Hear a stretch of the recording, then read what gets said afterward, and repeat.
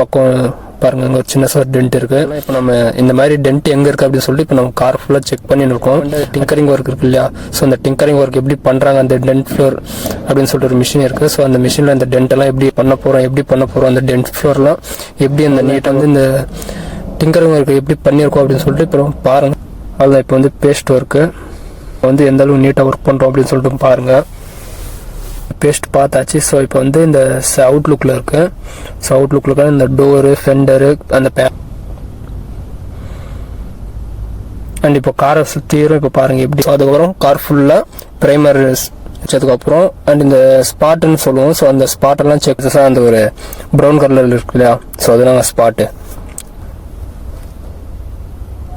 So first கோட்டெல்லாம் சும்மா இந்த cover ஆகிறது. ஸோ முழுசாக நம்ம ஸ்கிப் காரில் வந்து என்னென்ன ஒர்க் பண்ணியிருக்கோம் அப்படின்னு சொல்லிட்டு தெரியும்.